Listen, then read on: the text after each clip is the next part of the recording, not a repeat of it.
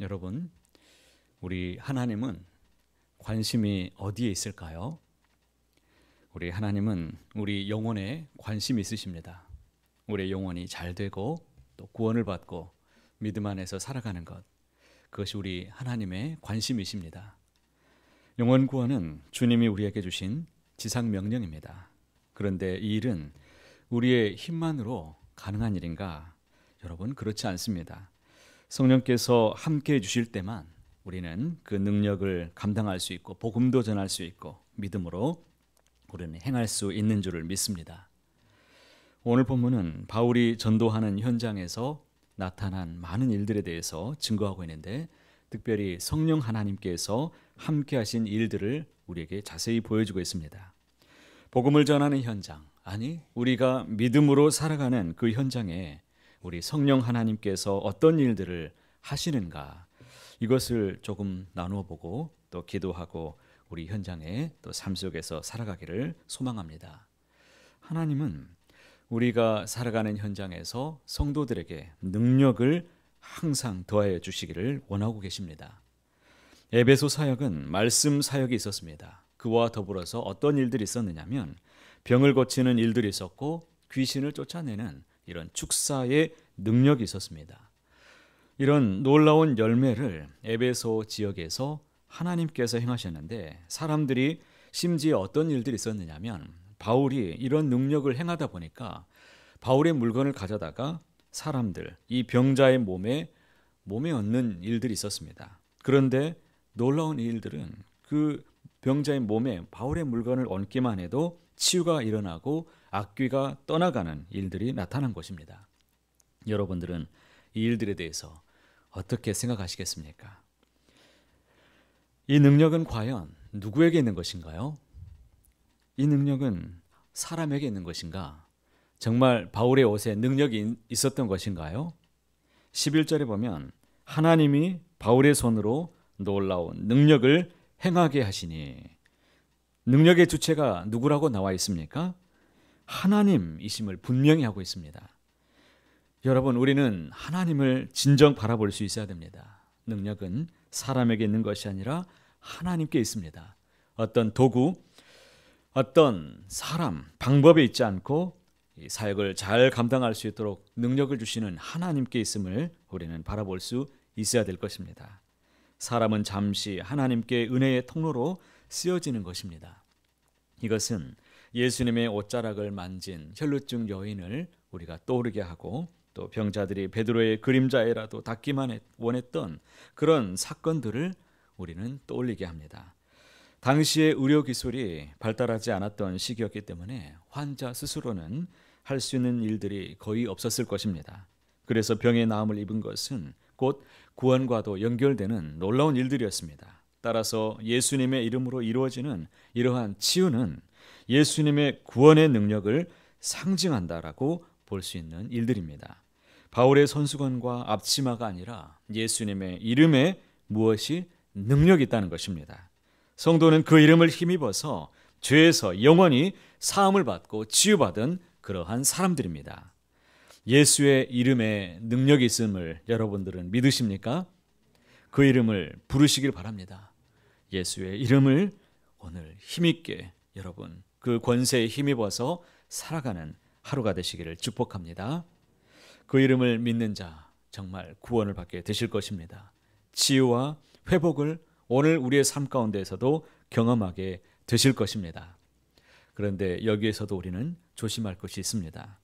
예수님의 이름에 능력이 있음을 우리는 믿습니다. 그 이름에 권세가 있는 것을 우리는 잘 알고 있습니다.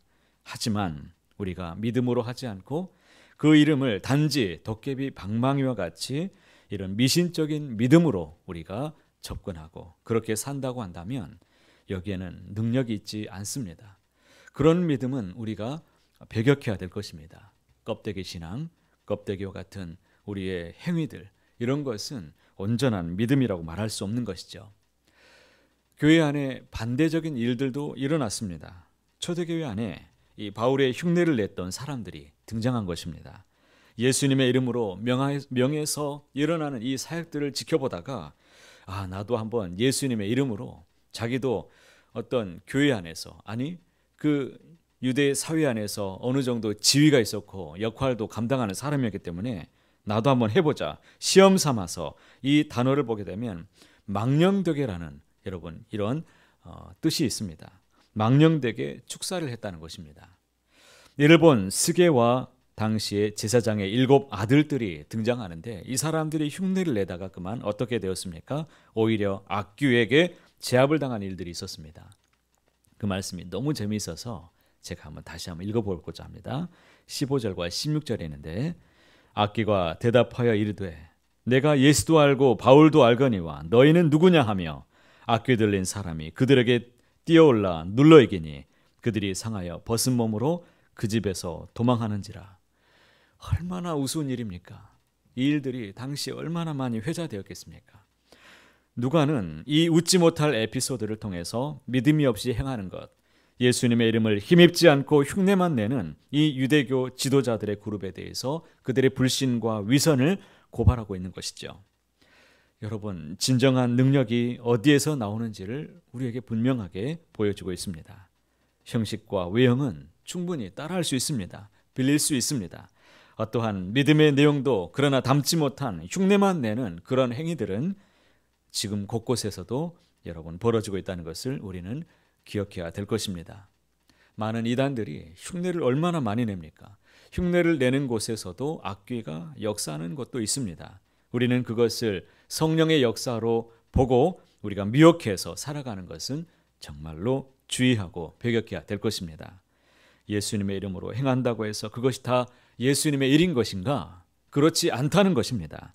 비슷해 보이는 유사한 능력에 휘둘리지 마시고 진정으로 참된 구원의 주님, 그 예수님의 이름을 믿으시고 주님으로 항상 살아가는 우리 모두가 되시기를 간절히 소원합니다. 이 일이 있고 나자 에베소에 있는 많은 사람들이 두려움을 느꼈습니다. 이 두려움은 공포가 아닌 경외심입니다. 하나님을 목격한 자의 마음이었습니다. 그래서 그들은 주 예수의 이름을 소리 높여서 이제는 부르게 되고 또 높였습니다. 17절 말씀에 에베소에 사는 유대인과 헬라인들이 다 이 일을 알고 두려워하며 주 예수의 이름을 높이고 성령께서는 기적을 통해서 이러한 영적인 변화를 사람들이 바라볼 수 있도록 인도해 주셨습니다. 하나님께서 하시는 일이 무엇인가 그것을 보게 하시고 깨닫게 하시고 가르쳐 주시고 진리를 생각하게 하시는 이러한 일들을 또 보여주셨다는 것을 우리는 보게 됩니다. 그러므로 우리는 이 복음을 전하는 현장에서도 성령께서 우리와 능력으로 함께하여 주시기를 우리도 소망하며 나아가야 될 것입니다. 아니, 아무런 기적이 나타나지 않는다 할지라도 우리의 변함없는 신실한 믿음을 통해서 더욱 큰 확신을 가질 수 있도록 우리 하나님 앞에 기도하고 복음의 현장, 내가 누구를 만나든지 내가 주님을 전할 수 있는 그런 기회가 되어서 전하게 될 때 성령님 도와주십시오. 그에게 임하여 주셔서 깨달을 수 있도록 그가 보게 제가 본 것처럼 그도 느낄 수 있도록 도와주십시오. 이런 마음으로 간구하시길 바랍니다. 기적에 대한 관심을 넘어서 자신을 구원하신 하나님을 진정으로 믿게 되는 참된 그리스도인이 되도록 우리는 도와주어야 될 것입니다. 복음의 현장에서 성령님은 또 무슨 일을 하셨을까요? 18절의 말씀해 보니까 믿음의 사람들이 많이 와서 자신의 죄를 자복하며 회개합니다. 그들이 행한 일을 하나님이 행한 일들을 이제 알렸다라고 말씀하죠. 참 놀라운 일이 아닐 수 없습니다. 복음이 선포되는 현장에서 성령께서 하시는 사역 중에 하나가 무엇입니까? 사람들의 마음에 회개를 불러일으키는 이런 놀라운 일들이 있었다는 것입니다. 회개의 마음을 하나님이 주십니다. 회개 없이는 구원이 없기 때문이죠. 여러분, 회개는 단지 고백으로 끝나지 않습니다. 참된 회개가 무엇입니까? 삶의 변화를 동반하는 그런 놀라운 진정한 회개입니다. 19절 말씀 함께 읽어봅니다. 또 마술을 행하던 많은 사람이 그 책을 모아 가지고 와서 모든 사람 앞에서 불사르니 그 책값을 계산한 즉 은 5만이나 되더라. 마술사들이 회개하고 그들이 태운 마술책 값은 오늘 우리 돈으로 환산한다면 한 50억 원쯤 되었을 것입니다. 어마어마하죠. 그들이 모든 전부를 다 태워버린 겁니다. 그만큼 성령의 역사는 강력한 것이었습니다. 잘못된 동기와 목적으로 활용했던 마술책들을 모아서 다 불태워버렸습니다. 자신의 생업이었던 모든 것들을, 죄악을 저지르던 이전의 삶을 내려놓고 진정 새로운 삶을 살기로 결단해버린 것입니다. 이것은 참 놀라운 결실이었습니다. 그런데 주님의 말씀에 있는 능력은, 신기한 일임은 분명하지만, 그러나 그 신기한 일을 행하는 데 있지 않다는 것을 여러분 꼭 기억하시길 바랍니다. 죄를 거절할 수 있는 자유를 주십니다. 우리 성령님은 새로운 삶을 시작할 수 있는 용기를 우리에게 북돋아 주시고 함께 하신다는 것입니다. 주 안에 살고자 하는 결단할 수 있는 믿음, 이 놀라운 것, 이것이 바로 신기한 능력보다 더 귀한 것이고 우리에게 있어야 될 진정한 믿음입니다. 이것이 진짜 능력입니다. 그 능력을 의지할 때 우리는 진정한 권세를 오늘도 맛보게 되실 것을 저는 믿습니다. 20절에 이와 같이 주의 말씀이 힘이 있어 흥황하여 세력을 얻으니라. 주의 말씀이 무엇이 있다고요? 힘이 있어. 여러분 믿으십니까? 이 모든 것은 주님의 능력이었고 말씀의 권세였고 성령님이 도와주시는 놀라운 능력이었습니다. 바울은 이 일로 인해서 더욱 힘있게 주의 사역을 감당할 수 있게 되었다라는 것을 우리에게 보여줍니다. 주님의 이름에 권세가 있습니다. 능력이 있습니다. 힘이 있습니다.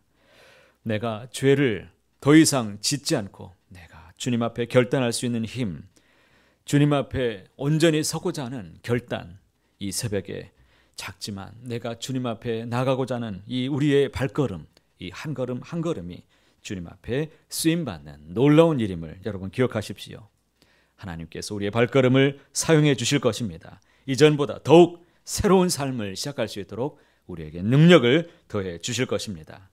주님의 이름을 믿으시고 의지하며 나아가시길 바랍니다. 참된 자유와 권능으로 구속받고 죄악에 물들어 있는 이 어둠의 권세 아래 있는 사람들을 바라보시면서 그들을 위해 중보하시고 어찌하든지 주님의 이름으로 주 앞에 나올 수 있도록 권면하시고 어떠한 만남이든지 주님을 전할 수 있는 소중한 기회로 여기고 기도하며 나아가시기를 축복합니다. 하나님께서 바울을 사용하신 것처럼 오늘 이 하루 가운데 하나님의 손에만 붙들려서 주님의 신실한 도구로 쓰임받으시는 그런 능력 있는 성도님들 다 되시기를 간절히 소원합니다.